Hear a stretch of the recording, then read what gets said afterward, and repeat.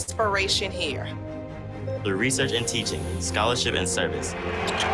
Competing for championships and seizing our moments. We welcome every Spartan, just as they are, just as we are. Just as I am. I am. I am. We start with excellence. And after graduation, we excel, we achieve, we make an impact. Find your wow, your breakthrough, your aha moment, your pride, your story here. By being true to our core, we have earned the right to say, we are the best at what we do. We are. We are. We are UNC Greensboro. A national leader in a thriving city. Right here in the heart of North Carolina. Find your way. Find your way. Find your way here.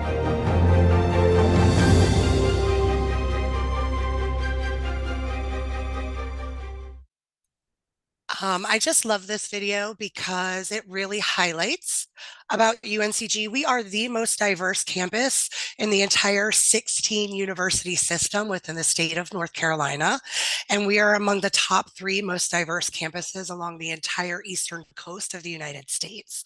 And that diversity extends not just within the student population, but also across our faculty and staff. So speaking of the eastern coast of the United States, North Carolina is essentially the midway point along the eastern seaboard here. And we are equal distance drive from Atlanta, Georgia, as we are to Washington, D.C. And we have Spartans that come from 70, I think we're at 74 different countries as of this semester, and 48 different states. So again, we were founded in 1891 as a college for women. We're one of the 3 original universities. Sorry, got a notification. Within the UNC system.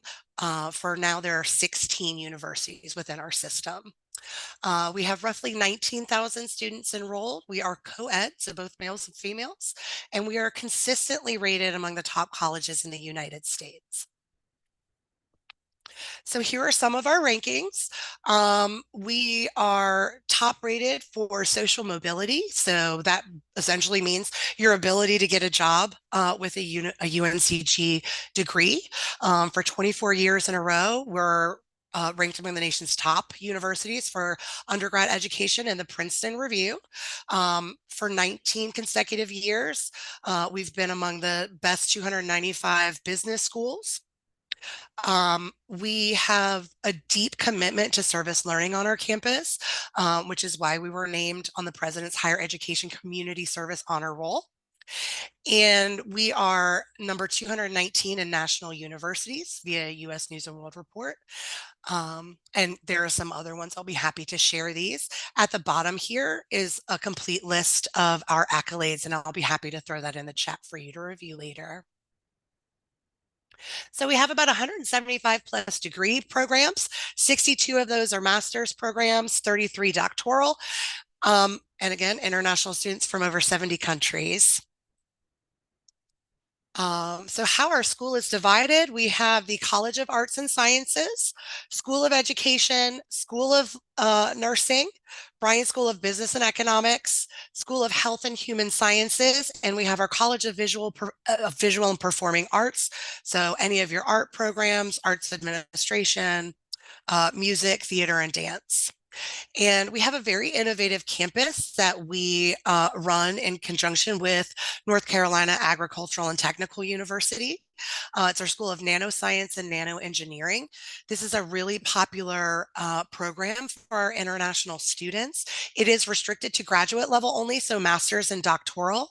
But the incredible and innovative thing about this campus is we have one half of it is research and development, and the other half is actual manufacturing and production. So they're all married on one campus, which gives birth to a lot of entrepreneurial endeavors. I think the campus has been around for 7 years now and has spun off 13 companies that are active, live, and thriving. So again, we also are expanding our graduate programs and certificates. Some of those are eligible to international students, especially if you plan to study under the international student visa status of F1. We also offer a variety of living and learning communities, and these are essentially residence halls where faculty and fellow students in your cohorts of a specific program all live together in the residence hall. So you are essentially living and breathing your academic program. We have academic English support for non-native English speakers at graduate and undergraduate levels. Many service learning opportunities and leadership programs available. We also have a robust course offering in the summer sessions to kind of help you finish a little bit faster. And we have 101 active international partnerships, so a very robust portfolio of study abroad partners if you wanted to study for a semester or one academic year in a third country. And if you have any questions as I go along, please feel free to pop them in chat. And Ramya, if I can lean on you to interrupt me if there are any relevant questions, so I don't distract myself, that show up in the chat window. And some of our top majors, obviously business administration. We have computer science, nanoscience, music, theater, and dance. Our performing arts are very strong programs here on our campus. But as you know, computer science at most campuses is very competitive. So we have two additional majors that are very similar to computer science, but have a larger employment umbrella that they cover. So those two are informatics and analytics and our information technology and management program. Information technology and management is within our Bryan School of Business and Economics. And we have a 99% job placement rate out of that program.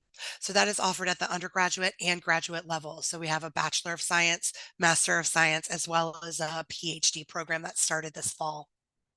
Also popular are kinesiology programs, which have a very active and rich research opportunities, nutrition science, nursing, and community health education, which is a Master of Public Health program. So how learning works here on our campus, we do benefit from smaller class sizes. So the majority of your classes will be with a maximum of 25 of your peers. So you have better access to your faculty member. We have senior faculty instruction, ample research opportunities at all levels of study, mentorship opportunities. We take mentorship very seriously on our campus, and all of your faculty members are very eager to make that connection with you. Also, we don't really deal with theoretical projects. We have a robust number of partnerships with companies in our state. And so the majority of the projects you work on in your courses, you will be partnered with real companies and solving their actual problems. Okay, so it's a great way to network and secure internships while you're studying. And our most recent 5-year accreditation project was intercultural competence. So our campus really believes in cross-cultural dialogue and putting our graduates out into the world in the spirit of true global citizenship. So you'll have lots of opportunities to engage with students of various different cultures and learn how to successfully communicate interculturally. And that's really something that's sought after by employers today. So we have a very active campus life. So we have over 200 student organizations on our campus, including our International Student Association. And of those 200, about 70 of them are multicultural in focus. Housing and residence life, health services. We have counseling and psychological services. We have a brand new state-of-the-art recreation and wellness center, career and professional development support, writing and speaking support, where you can sit and work with coaches to help you craft and prepare for speeches that you may have to give, and academic research reports that you're writing. Lots of activities and programs on our campus. My office, International Student Scholar Services. And we also have an Office of Accessibility and Resource Services. So if you are struggling with any learning differences, or you're differently abled, we have plenty of resources and accommodations we can help you secure so that you're comfortable and successful on our campus. Here are just a few of our previous international students. So this one is sounded like from the poll, it was of key interest. So where do our graduates go? We have students working at many Fortune 500 companies doing very well. We have a lot of international alumni who are now CEOs and CFOs, presidents of companies, directors, and provosts and chancellors for those that decided to pursue higher education. So these particular companies currently have our international recent alumni employed there, and we have strong partnerships with them. So all of these companies tend to come and participate in our career fairs and do coaching sessions with our soon-to-be graduates to help them prepare for successful interviews at companies like this. So how to apply? So you'll want to submit an application. We do require for those at the undergraduate level to submit your official secondary school records. If the education system in your country requires leaving exams, we'll require those as well as at least 2 years of mark sheets. So just the leaving certificate scores will not be sufficient. English proficiency, these are all the different ways that we accept. There are a few others. The link here at the bottom of the page will outline fully all of the different language proficiency means of satisfying that. Photocopy of your passport and the proof of finances is not required to be considered for admission. Oops, sorry. That's only required if you plan to apply for an F1 visa, and we would request those of you after you are extended an offer of admission. Okay. If you are transferring from a university, either in the US or in your home country, we would also need official transcripts from those colleges or universities. If you are not proficient in the English language, you can still apply for what's considered provisional admission, and you would first be required to enroll in intensive English studies at either Interlink or American Language Academy, which are third-party partners that we work with for language instruction. But while you're pursuing that, you would be eligible to live on campus and have access to all of our campus facilities, as well as engage in any of the student life organizations on our campus. Okay. So our deadlines are not hard. We essentially offer a rolling admission cycle, but we put these here because these are the priority deadlines. So you'll get a much faster admissions decision if you adhere to these deadlines. But that doesn't mean that if you miss those, we won't consider your admission application. Okay. And the other thing that I'm really proud of about UNCG is not every student performs the best on standardized tests. So we do tend to review applications more holistically, and we look at each individual student, all of the activities they're engaged in, if they have any professional experience, all of that is factored into our admissions decision. So it's not just test scores or GPAs. Okay.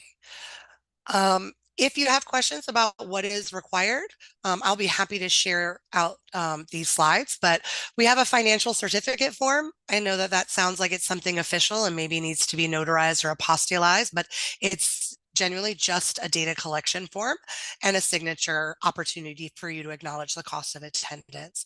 For undergraduate students, our cost of attendance is roughly 42,000 with tuition and fees making up about 23,000 of that.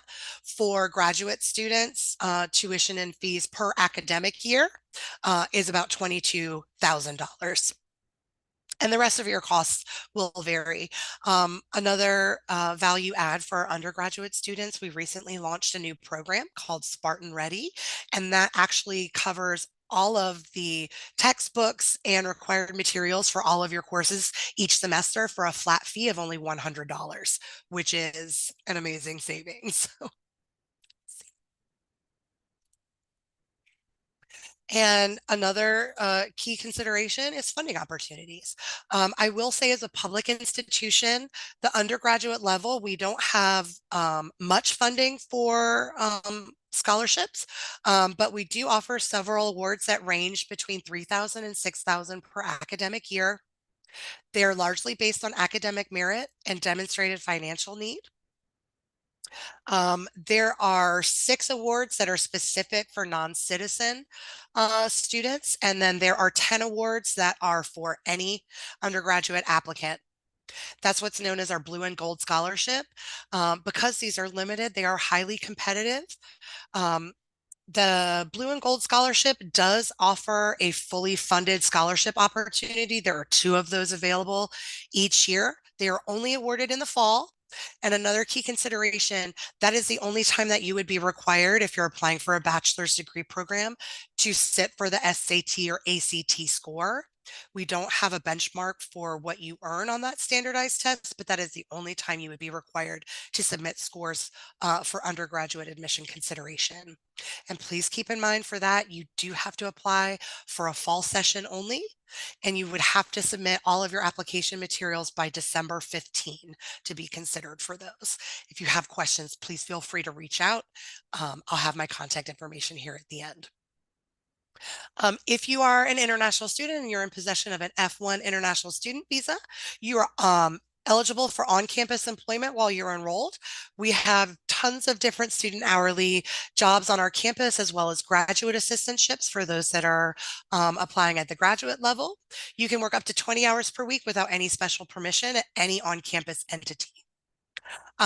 An F1 visa holder is also eligible for off-campus employment via something called curricular practical training. You do have to be enrolled in a full course of study for 2 consecutive semesters before you're eligible for that. And the position does need to be academically relevant to your degree program. And unfortunately, UNCT, we are only eligible for federal financial aid, so international students are not eligible for those funding opportunities. So plan for your next steps. If you're interested in more information, please do a quick scan of the QR code and you can submit a quick interest card and we can follow up with you. Does anybody have any questions?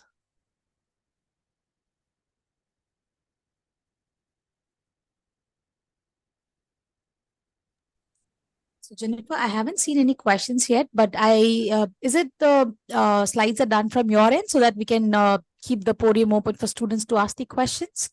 Yeah, absolutely. Okay, great. So I think this is the time where if any one of you have any questions with respect to the university, how to get in, scholarships, anything out there, feel free to ask, because I think this is the best thing you can make utilize of Jennifer as of now, right from the admissions person out there. So please do make use of this opportunity out there. And if you have any questions, please do post it on the chat box so that we could take it and answer the questions. So we'll just give them a couple of minutes so that they could type in their answers out there. And please know they don't have to be UNC Greensboro specific. If you just have some questions that you want to put in front of an experienced U.S. admissions counselor, I'd be happy to address those for you.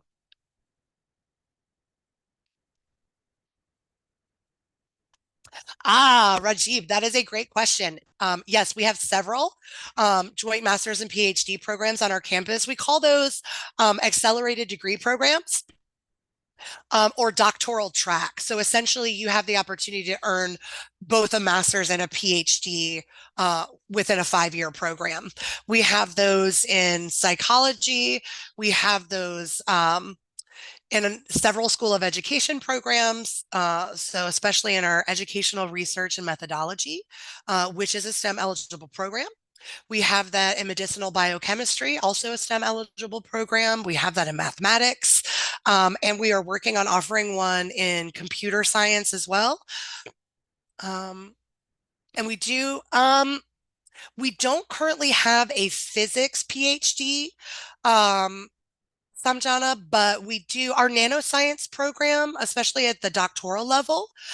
You largely pick your area of focus within that PhD program. So it can be physics related as long as it's on like a nanoparticle level, but we don't have a purely physics PhD. Oh, Esperanza, that's a great question. So you're asking about a master's in data science. So we actually have three. So a pure data program would be our master's in informatics and analytics. Um, but we also have concentrations within computer science as well as the information technology and management program that focus on data analytics. So we have several of those. All of those programs are STEM eligible. Let's see, Rajiv, we have a Master of Arts in Economics that is STEM eligible, and we also have a PhD in economics, which is not currently STEM eligible. And the distinction there, especially if you're on an F1, a STEM eligible program would afford you a 36-month employment benefit in the United States after you graduate, whereas a non-STEM eligible program would only afford you a 12-month employment benefit after you graduate. And Speranza, please submit a quick interest form and indicate that you're interested in data science, and we'll be sure to get those out to you. Approximate total cost for a 2 years master's program, the fray. It's going to be variable depending upon where you live. I will say the cost of living has increased a bit, so it's a little bit cheaper to live on campus than off. But average cost of an apartment is about $850 per month. But we do have means of connecting you with currently enrolled students before you arrive on campus. So it's very easy to establish some friendships and identify some roommates to help you keep the costs down. But you can expect it to be about $40,000 per year, inclusively. Sometimes it could go as high as $45,000 per year, including all of your food, books, incidentals, health insurance, housing, tuition, and fees.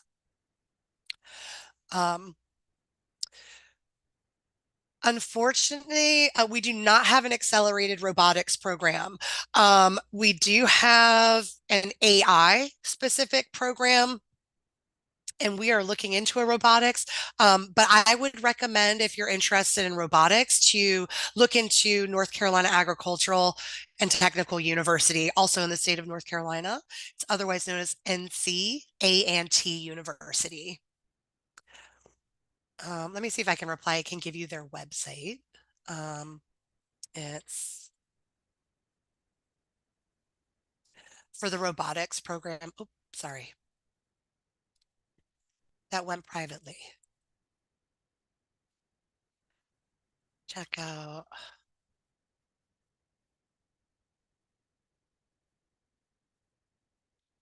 Okay. Let's see.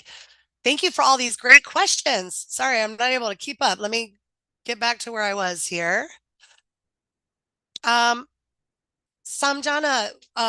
there are limited windows in April. There's like a 2-week period. You'll have to apply through the Common App, but largely that's the only time application fee waivers are offered on our campus.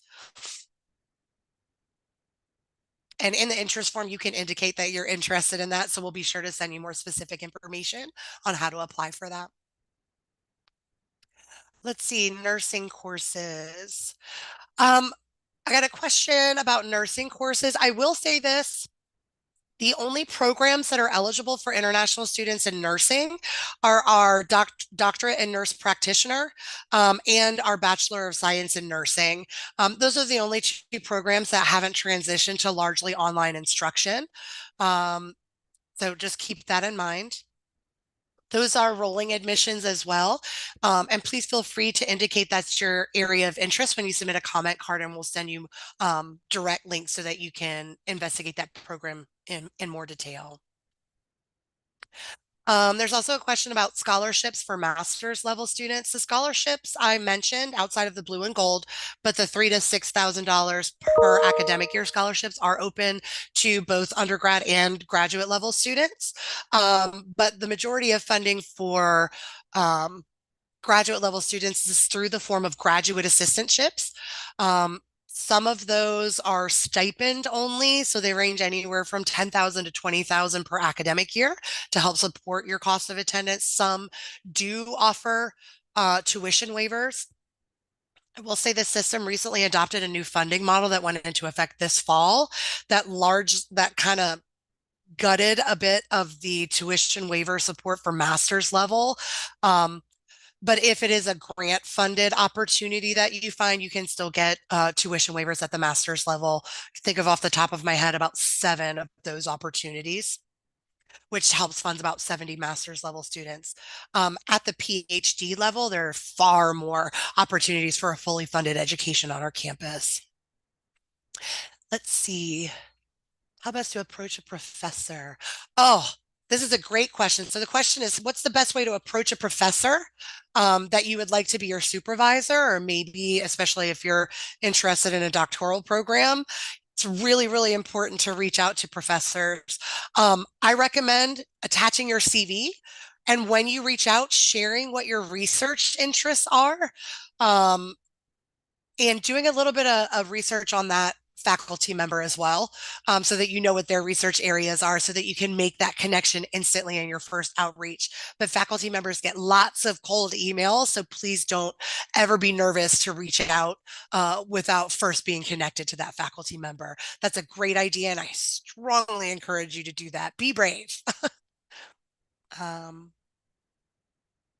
See.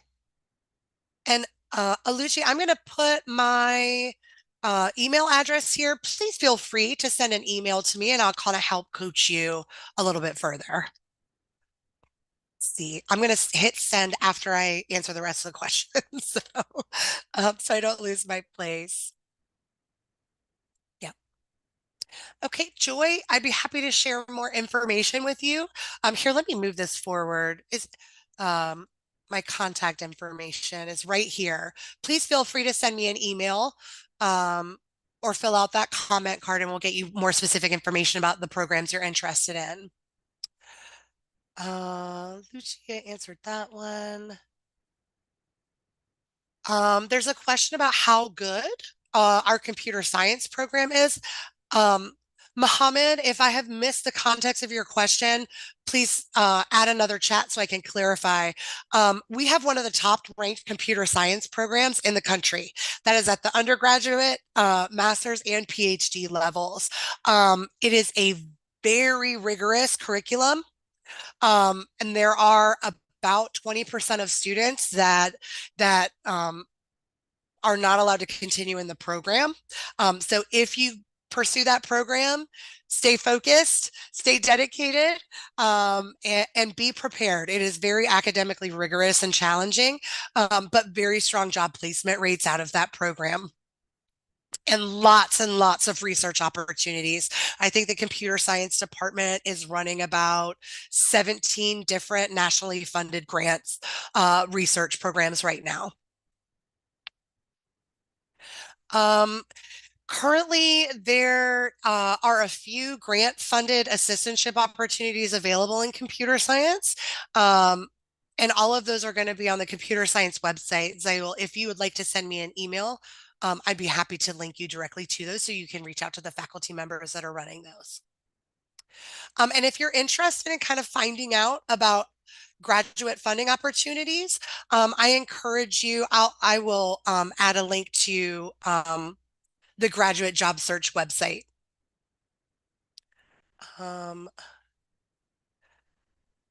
Okay, and there are not our data science program, otherwise known as informatics and analytics, is one of a, it's only been operational for, it's in its 3rd year now.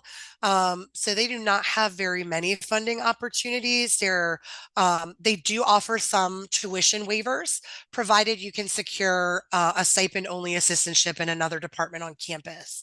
But they typically offer either an out-of-state waiver or an in-state waiver, which would be an in-state waiver would save you about $5,000 per semester, and out-of-state waiver would save you about $10,000 per semester. The question is, I would like to ask, which factor can contribute the most for scholarships for masters in data science? That is a great question, Rahul.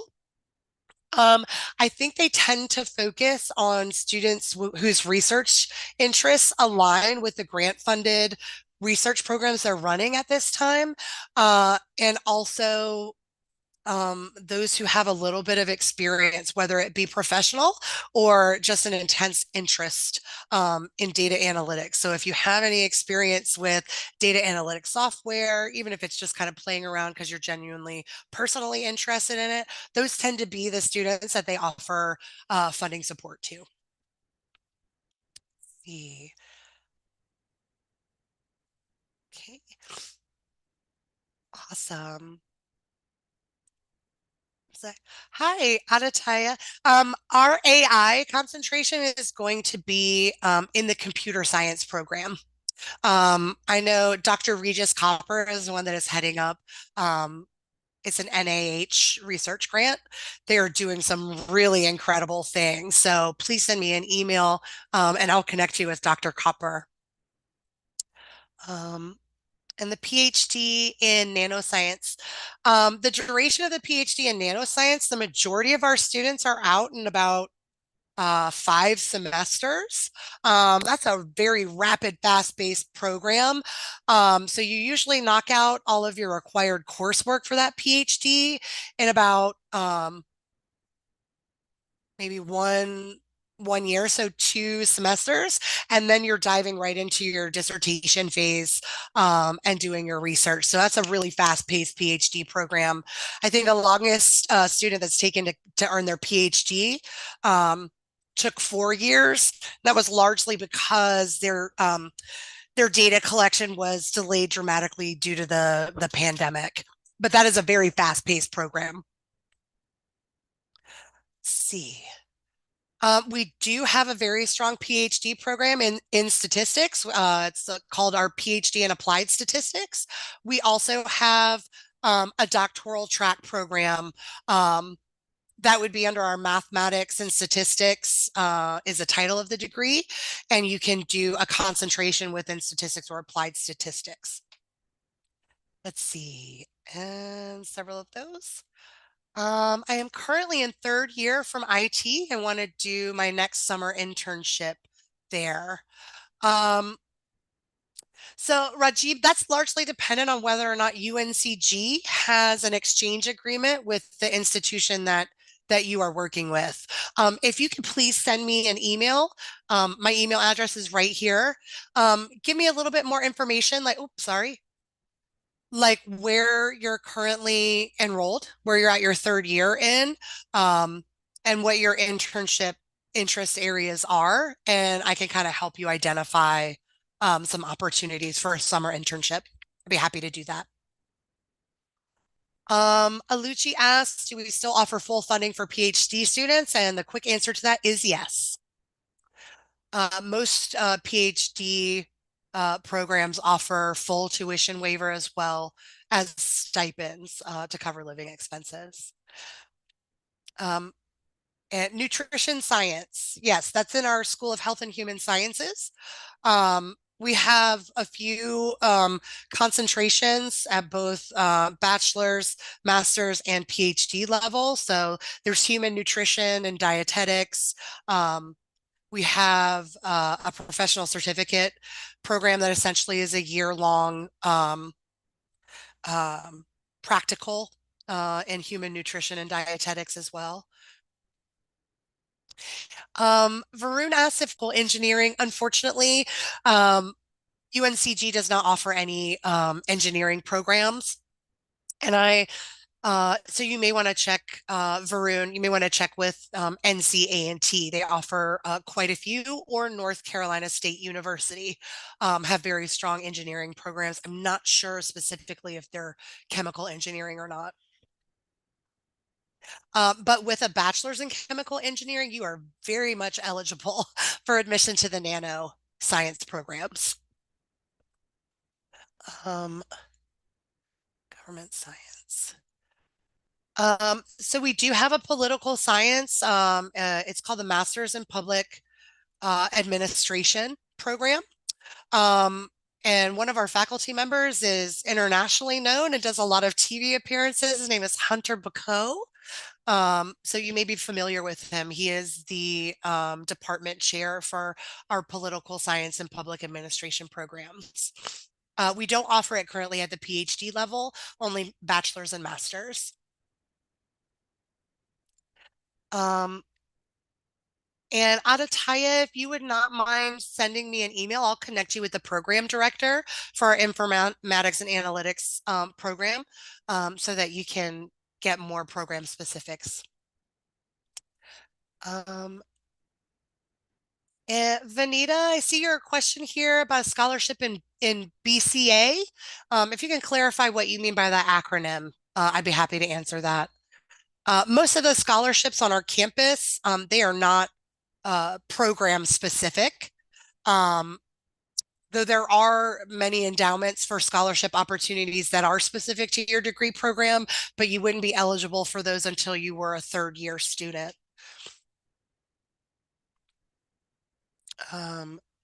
We have Rajib, this is a great question. You're asking, are there summer research internship opportunities for international students? So if you're enrolled on our campus, if you are a UNCG student, we have a very robust offering of summer internship opportunities. If you are coming as like what we would call a visiting scholar, so you're earning your degree at another institution, whether in the US or abroad. There are different rules associated with hosting non-students on our campus for internship purposes. So I'd need a little bit more information from you to be able to answer that fully. Can you please tell us about PhD in nanotechnology and related fellowships and fees for international students? Stumya, again, if you would not mind sending me an email with this question, I'll connect you with that program so they can give you more guidance as far as their assistantships. I do know in the nanoscience department, you're automatically considered for assistantship funding as you're applying for admission. And I would say at least 75% of both of master's students do get a substantial funding offer from the nanoscience programs. PhD students in nanoscience, all students get a fully funded offer. And again, Vanita, I'm not sure what you mean by BCA. If you could clarify for me. And Kush asked a great question. I'm not familiar with UNC Charlotte. I know a majority of UNC system schools are offering waivers of GRE and GMAT, but I think for that specific program, you don't have to submit GRE scores, but I think they are requiring GMAT scores. They tested out waiving that for that program over the pandemic, and they had a much higher rate of students failing out of that program. So I'm fairly certain you are going to have to have a GMAT requirement, but please, Kush, feel free to reach out to that department because they often consider waivers on a case-by-case basis based on your professional and academic history. So don't be discouraged by what you might see on the admission application. Always feel free to reach out to faculty members and request a waiver and see what your options might be specific to your application. And Lawrence asked a great question about postgraduate programs for medicine. The only campuses in the state of North Carolina that offer those would be UNC Chapel Hill, and we have a private university called Duke University. Oh, nope, there's three. And Wake Forest University is another private that has a very robust medical program, Lawrence. And Joy asked if she can switch majors from agriculture to nutrition. Yes, absolutely. Joy, there may be certain prerequisites that the department asks you to complete as a condition of your admission, but typically any bachelor's program would qualify you for admission into any of our graduate program. It doesn't have to be the same subject area. Let's see. Hi, Sumya. We don't offer any designated postdoctoral programs, but we have lots of opportunities for both postdoctoral research appointments in the School of Nanoscience and Nanoengineering. A lot of our nano graduates do also secure postdoc research appointments at a satellite campus we have. It's the Center for Translational Biomedical Research. So we do have we're just under a tier 1 research institution here at UNC Greensboro, so we have a very robust and vibrant research campus. I think I covered all of the questions. Let's see, how long does it take for a master's in human nutrition? It's a 2-year program. And it does include a number of practical hours, so you'll be placed with a practitioner during that 2 years. And Rahul asked another great question. How much would the GRE contribute in getting a scholarship? GRE test scores are not a deciding factor in any scholarship opportunities. So yes, please don't worry about that. See? Let's see. Career scope for, thank you, Safe. The career scope again, our computer science program, I believe it has an 88% employment rate. Now, if you are looking at information technology and management, which is a bit of a broader umbrella, you can still get programming and all other technology kind of focus areas in the information technology and management, but their job placement rate, largely because of Bryan Business School, has its own satellite career and professional development office and manages its own employer relationship programs. That employment rate is at 98% at all study levels. So Vanita, that might be something that you really want to consider looking into, as well as computer science as an information technology and management program.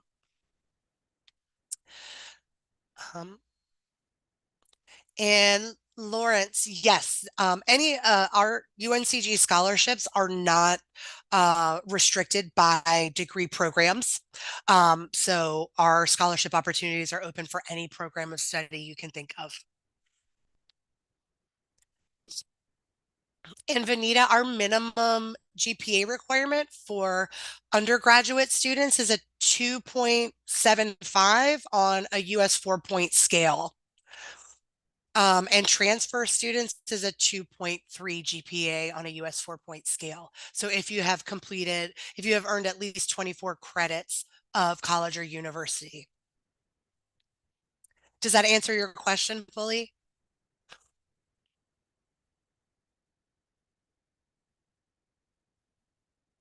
Yes, absolutely. So if you have only completed secondary education, then we're looking for a 2.3 cumulative GPA on a US 4-point scale to qualify for admissions to a bachelor's or undergraduate program. If you have started some university or college study, then we're looking only for a 2.0. These have been some great questions, everybody. Thank you so much for being engaged. I hope that was helpful. Hey, hi Jennifer. This is Sahil here from Hi. Galvanize. Hi. Hi. So hope you like the questions. And students, if you have any more questions, please post on the chat box. So our expert will answer it right away. Apart from this, if you want to have a deep profile evaluation and understand where you stand in your study abroad journey, just type on the link shown on the screen and fill the profile evaluation form. This will really help you to know where you stand exactly, what all things are required to get into the top university abroad. So don't waste your time. Just type on the link which is shown on the screen and submit your profile. We will be happy to assist you.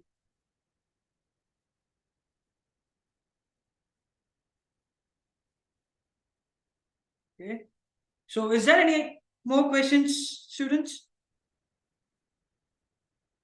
So Vanita D'Souza is basically from India, Jennifer. You're on mute. Okay. Sorry. Thank you. Okay. Yeah, so I think you need to be earning about at least a 65 average in India to qualify for admission. That would be a rough equivalent to what I am calling a 2.5 CGPA in the US equivalent.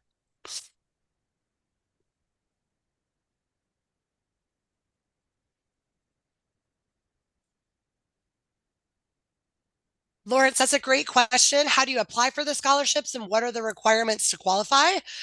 Every student that applies for admission, there's going to be a checkbox on the application that asks you, are you interested in being considered for a scholarship? And that is largely the scholarship application process. So it's quite simple. The merit-based scholarships require a minimum CGPA of at least a B plus average in your studies to qualify. If you're interested in the blue and gold scholarship, we're looking for a minimum of a 3.8. Again, that's largely competitive. So you essentially would need to be a straight A student to be eligible for that scholarship. And you would have to sit for the SAT or ACT standardized test to be eligible for that one. Lawrence, were you able to hear me? Yeah. Okay, wonderful. Just want to make sure.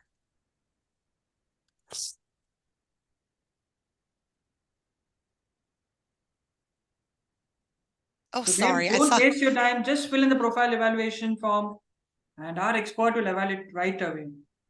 Apart from this, as promised during the start, we have a special thing for you. So I have shared a link on the chat box where just fill in the details over there and you can save 2005 rupees on your ETS TOEFL registration fee. I repeat, you can save 2005 rupees on the ETS TOEFL registration fees. Just head on to the links shared on the chat box, fill up some details, and you will receive your code via email. So make sure you use that and save 2005 on your ETS TOEFL registration fee.